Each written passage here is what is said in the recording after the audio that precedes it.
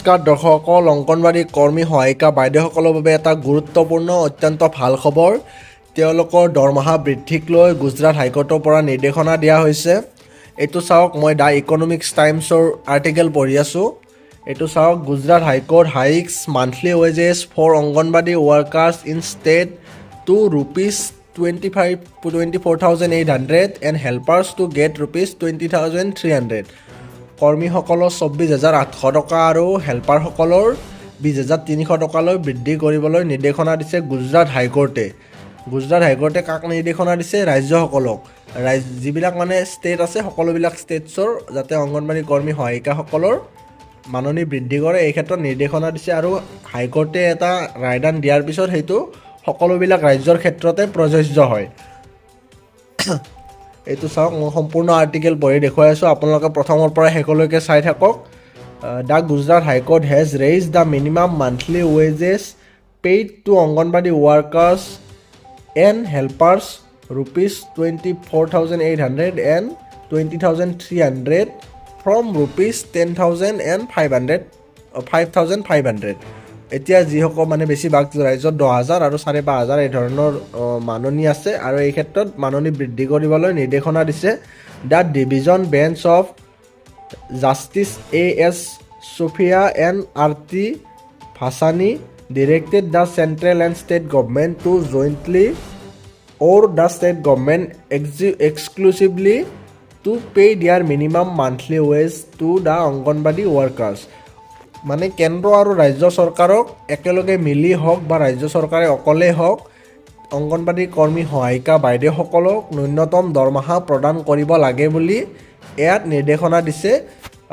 দুজনীয়া জাষ্টিছৰ বেঞ্চ বহিছিল, দুজন জাজৰ বেঞ্চৰ পৰা এই নিৰ্দেশনা দিছে। এইটো এটা আইনৰ নিচিনা হৈ যায়। The arrears of new wages 24,800 to AW anganwadi workers and ₹20,300 to anganwadi helpers shall be paid to them from April 1, 2025, it said। আৰু কৈছে যে 1 এপ্ৰিল 2025 পৰাই তেওঁলোকৰ দৰমহা বৃদ্ধি হ'ব লাগিছিল। যিহেতু এতিয়া ইমান কি মাহ গ'ল, তেওঁলোকক এৰিয়াৰখিনিও দিব লাগিব বুলি ইয়াত উল্লেখ কৰিছে। তাৰপিছত চাওক, anganwadi is a flagship programme of the center aimed to providing early care to children up to the age 6, pregnant women and lactating mothers through the network of anganwadi workers and helpers। Anganwadi কৰ্মী আৰু সহায়িকাসকলে 6 বছৰলৈকে শিশুৰ যত্ন লোৱা, গৰ্ভৱতী মহিলাৰ যত্ন লোৱাৰ নিচিনা, আৰু যি মানে দুগ্ধপান কৰা শিশু তেওঁলোকৰ যত্ন লোৱা বিভিন্ন কাম তেওঁলোকে কৰিব লগা হয়। The judges set aside an earliest single judge bench order that granted wages retrospectively for the 3 years preceding the filing of writ petitions concerning the matter. The implemented the division bench said it would increase the state's financial burdens substantially and retrospectively। ৰাজ্য চৰকাৰৰ হয়তো budget কিছু পৰিমাণে বৃদ্ধি কৰিব লাগিব, তেওঁলোকৰ ওপৰত হয়তো এটা বজাৰ নিচিনা, কিন্তু তাৰ লগতে কয় যে in its order on Wednesday the high court observe that considering the nature of duties and the mode of appointment the anganwadi workers and helpers are entitle to at least living wage above the minimum and fair wage, so it may supply the needs of their families and all material things। তাৰ লগতে তেওঁলোকে কয় যে তেওঁলোকক যাতে ন্যূনতম মাননি এটা দিয়া হয়, এই ধৰণৰ মানে এতিয়া যিখিনি দিয়ে একেবাৰে নগণ্য, সেইখিনিৰে আজিকালি ঘৰ চলিব নোৱাৰে। সেইবাবে কয় যে তেওঁলোকে যাতে নিজৰ যিখিনি প্ৰয়োজন পূৰণ কৰিব পাৰে আৰু তাৰ বাবে ন্যূনতম মজুৰিটো দিবলৈ নিৰ্দেশনা দিয়ে। The major amount of ₹10,000 and ₹5,500 to anganwadi workers and helpers impinges their arduous obligations. The irony is that the anganwadi workers and helpers who fulfill their fulfill the needs of pregnant and lactating mothers, health and education of minors, are deprived of living the life with dignity and respect for want of aspite remuneration. তেওঁলোকে যিমানখিনি কাম কৰে শিশুৰ যত্ন গৰ্ভৱতী মহিলাৰ যত্ন তাৰপিছত শিশুক যি মানে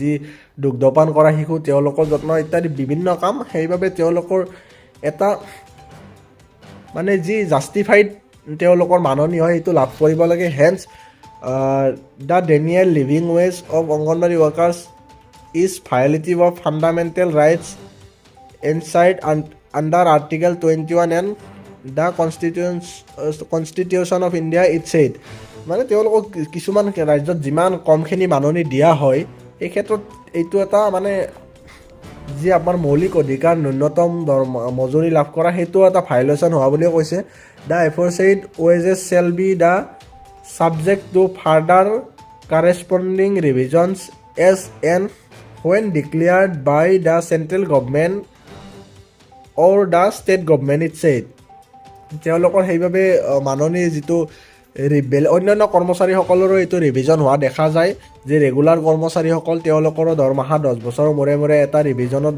যথেষ্টখিনি বৃদ্ধি পায় সেই অনুযায়ী তেওঁলোকৰো ৰিভিজন কৰিবলৈ নিৰ্দেশনা দিছে The present directions will apply to all Anganwadi workers and helpers engaged in all the Anganwadi centers of state of Gujrat.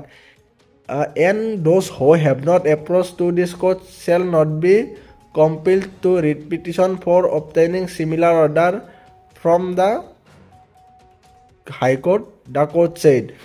এইটো গুজৰাট ৰাজ্যৰ অংগনবাদী কৰ্মী সহায়িকাসকলৰ মাননি বৃদ্ধিৰ বাবে এইটো এটা নিৰ্দেশনা দিয়া হৈছে সকলোবিলাকৰ ক্ষেত্ৰতে এপ্লিকেবল হ'ব কোনোবাই যদি ইয়াত মানে এপ্লিকেশ্যন দিয়াও নাছিল PIL দিয়ে নহয় কোনোবা অংগনবাদী কৰ্মী সহায়িকাই যদি PIL দাখিল কৰা নাছিল কোৰ্টত তথাপিও তেওঁলোকে নতুনকৈ PIL দাখিল কৰিব নালাগে তেওঁলোকৰ ক্ষেত্ৰতো এইটো প্ৰযোজ্য হ'ব এই নতুন দৰমহা 24,800 আৰু 20,300 তেওঁলোকেও লাভ কৰিব লাগিব বুলিও কয় According to the government data shared in 2024, Gujrat collectively had near 1 lakh Anganwadi workers and helpers. Gujratot প্ৰায় 1 লাখ কৰ্মী আৰু সহায়িকা আছে চৰকাৰী তথ্য অনুযায়ী The High Court also observed that equal pay for equal work does not apply to Anganwadi workers and helpers as they have not proved their equivalence of work with any other class 3 class 4 post in terms of qualification for recruitment as well as nature responsibilities and duties and salary তেওঁলোকৰ যি কৰ্মী আৰু সহায়িকাৰ কামৰ মাজতো পাৰ্থক্য নাই বুলিও কয় যে অন্য কৰ্মচাৰীসকলে যিদৰে তৃতীয় বৰ্গ চতুৰ্থ বৰ্গৰ কামৰ ডিফাৰেন্স থাকে ইয়াত কিন্তু কামৰ বা কোৱালিফিকেশ্যনৰ ডিফাৰেন্স নাই কিন্তু দৰমহাৰ ডিফাৰেন্স দেখা যায়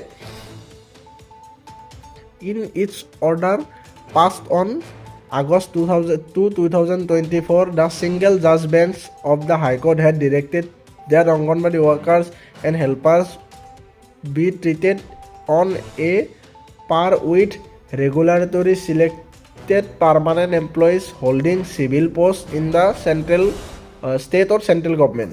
তেওঁলোকক চাকৰি নিয়মীয়াকৰণ কৰি তেওঁলোকক অসামৰিক কৰ্মী হিচাপেও মানে ৰেগুলাৰ এমপ্লয়ি হিচাপে ৰাখিবলৈ নিৰ্দেশনা দিছিলে আগতে 2024 চনতে এইটো The court had further directed the central and state government to formulate a policy to absorption of post Anganwadi workers and helper government service and confer consequential regularization benefit to them. তেওঁলোকক চাকৰি নিয়মীয়াকৰণ কৰি regular কৰ্মীৰ নিচিনা বেনিফিটবিলাক দিবলৈ নিৰ্দেশনা দিয়ে In a bench of petitions, the Anganwadi workers and Anganwadi helpers had prayed for regularization and their service and urged the court to declare that the honorarium paid to them was violative of Article 14, 16, 21 and 23 of the Constitution. তেওঁলোকক যি দৰমহা প্ৰদান কৰা হয় এইটো মানে তেওঁলোকৰ মৌলিক অধিকাৰ ভাইলেশ্যন কৰা হয় বুলি তেওঁলোকে এটা পিটিশ্যন দিছিলে A direction has also been sought for payment of minimum wages Anganwadi workers and helpers on par with part-time employees in other department of the Gujarat government তেওঁলোকক ন্যূনতম দৰমহা দিবলৈ এইদৰে নিৰ্দেশনা দিয়ে এই ক্ষেত্ৰত অসমৰ অংগনবাড়ী কৰ্মী সহায়িকা বাইদেউসকলৰ মতামত কি আছে আপোনালোকে কমেণ্ট কৰি জনাব অসম চৰকাৰে কি ধৰণৰ পদক্ষেপ লোৱা উচিত হ'ব এই ক্ষেত্ৰত আপোনালোকে কমেণ্ট কৰি জনাব